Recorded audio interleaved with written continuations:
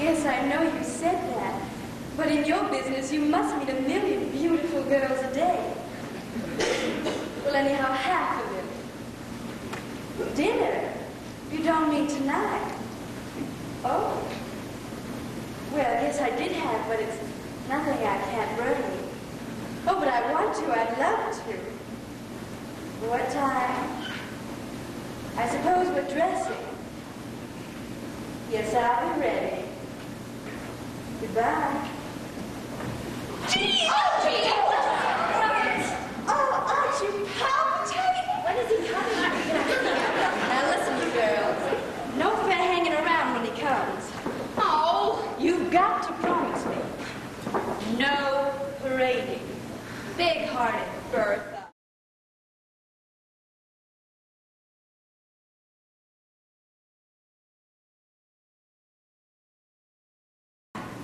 We're in the movies. What? We're in the movies, both of us. They just heard from the coast. Jean, how do you know? What's happened? Mr. Kingsley just got the telegram. They like the tests, and we're to go to the office tomorrow to sign our contracts. We leave for the coast next week. Oh, Terry, can you believe it? Oh, girls, that's so exciting. Well, yes. You mean right away? Of course, we'll only get little parts in the beginning. But there's that beautiful chick every week, whether you work or not. And the sunshine and the swimming and those little urban jackets up to here. No more running around to offices and having them spit in your eye. And the salary raise every 6 months if they like us. So after 3 years, it begins to look pretty good. And after 5 years, it's wonderful. And after 7, it's more money than you've ever heard of. 7 years? What do you mean, 7 years? Well, yes, it's a 7-year contract. That is, if they take up the options. But what about the stage? Suppose I wanted to act? What do you think this is, juggling? Motion picture acting is as much of an art as stage acting. Only it's cut up more. You only have to learn about a line at a time, and then just keep on taking it till you get right. No.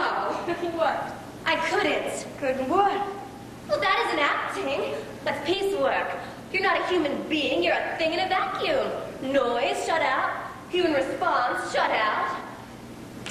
But on the stage, when you hear that lovely sound out there, then you know you're right. It's as though someone turned on an electric current that hit you here. And that is how you learn to act. You can learn to act in pictures. You have to do it till it's right. Yes, and then they put it in a can, like Campbell's soup. And you could die the next day and it wouldn't matter a bit.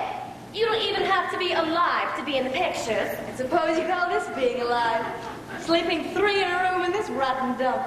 It builds you up, eh? I'm not going to stay here all my life. This is only the beginning. Applesauce, you've been here 3 years. And then it's 3 years more. And then it's another 3, and where are you? You can't play ingenues forever. Pretty soon you're a character woman. And then you're running a boarding house like old Orcutt. That would be nice, won't it? I don't know. You make it sound as though I'm crazy, but I know I'm not. All I know is I just don't want to be in the pictures. I want to be on the stage. It's what I've wanted my whole life. It isn't just a career, it's a feeling. The theater is something that's gone on for hundreds and hundreds of years. I don't know, it's part of civilization. Well, you can stay here with your civilization, eating those stews and tapiocas they shove at us, towing the mark in this female seminary, buying your clothes at Klein's. That's what you like, eh? Yes, I like it. I suppose you like this insane racket going on outside. Yes, I do. And the Cadillac car sign going on and on like a damn lighthouse. I suppose you've got to have that to be an actor. Yes, yes, yes. Well, not for me. I'm going out with the sunshine and money and fun. And little urban swimming pools up to here. I'm going to make something out of my life. I'm not going to stay here in this lousy dump.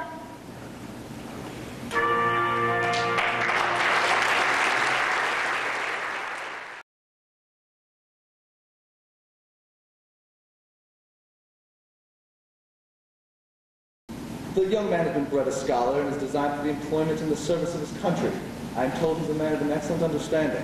Is he? Very generous. I believe I shall like him. Young and brave. I'm sure I shall like him. And very handsome. My dear Papa, say no more. He's mine. I'll have him. And to crown all, Kate, he's one of the most modest and reserved fellows in all the world. You have frozen me to death again. That word reserved has undone all the rest of his accomplishments. A reserved lover, it is always said, makes a very suspicious husband. On the contrary, Kate, modesty seldom resides in a breast that has not been enriched with nobler virtues. It was this first appearance that first struck me. It will take more striking feature to catch me, I promise you. However, if he be so young, so handsome, so everything as you say, I believe he'll still do. I think I'll have him. Though, Kate, there's still one thing. It is more than an even wager. He may not have you. My dear Papa, why will you mortify one so? Well, if he refuses, instead of breaking my heart at his indifference, I'll only break the glass for its flattery, set my cap to some newer fashion, and look out for some less difficult admirer. Bravely resolved. In the meantime, I'll go prepare the servants for his reception, as we seldom see company, though want as much preparation as a company of recruits on the first day's muster. Blood! This news of Papa's has me all in a flutter. Young, handsome, he put these last, but I put them foremost. Sensible, good-natured, I like all that, but then reserved and sheepish. That's much against him. Yet, can't he be cured of his timidity by being taught to be proud of his wife? Yes. And can't I? I vow I'm disposing of the husband before I've secured the lover.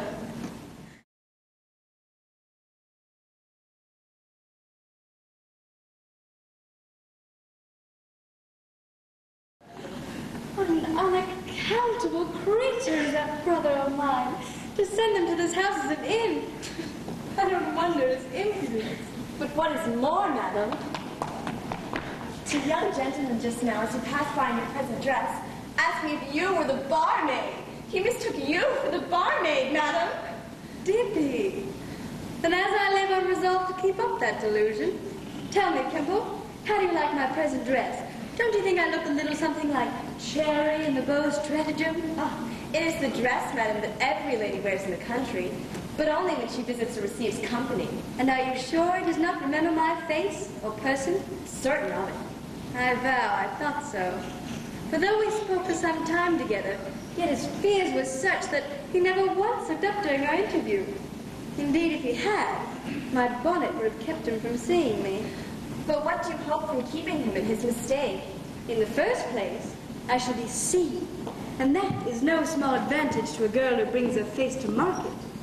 And then, I shall perhaps make an acquaintance, and that is no small victory, gained over one who never addresses any but the wildest of her sex. But my chief aim is to catch my gentleman off his guard, and like an invisible champion of romance, examine the giant's force before I offer to combat. But are you sure you can act your part and disguise your voice so that he'll mistake that just as he's mistaken your person? Never fear me. I think I've got the true bar cant. Did your honor call? Attend the line there. Pipes and tobacco for the angel. The lamb has been outrageous this half hour. Oh, that would do, madam. But he's here.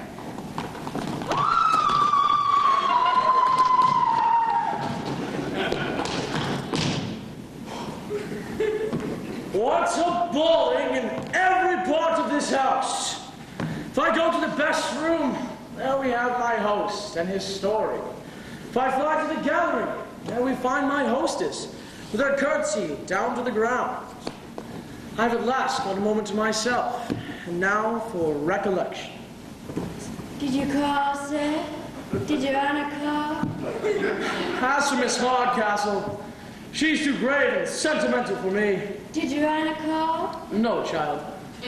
Besides, from the glimpse I had of her, I think she squints. I'm sure, sir, I heard the bell ring. No, I tell you no. I have pleased my father, however, by coming down, and I'll tomorrow please myself by returning. Perhaps the other gentleman called, sir. I tell you no. I should be glad to know, sir. We have such a parcel of servants. No, child. Yes, my dear. I did call.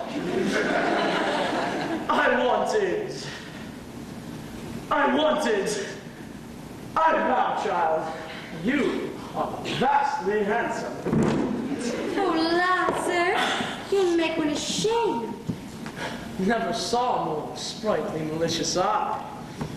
Yes, my dear, I did call.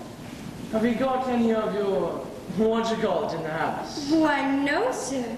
We've been out of that these 10 days. One may call for in this house, I find, to be of very little purpose. Suppose I should call for a taste, just by way of trial, of the nectar of your lips. Suppose I should be disappointed in that, too. Nectar? Nectar? Why, there's a liquor there's no call for in these parts. French, I suppose. No, we keep no French wines here, sir. Of true English growth, I assure you. Then it's odd I should not know it, for we brew all sorts of wines here, and I have lived here these 18 years. 18 years. Why, child, one would think you kept a bar before you were born. How old are you? Why, sir, I must not tell my age. They say women in music should never be dated. From this distance,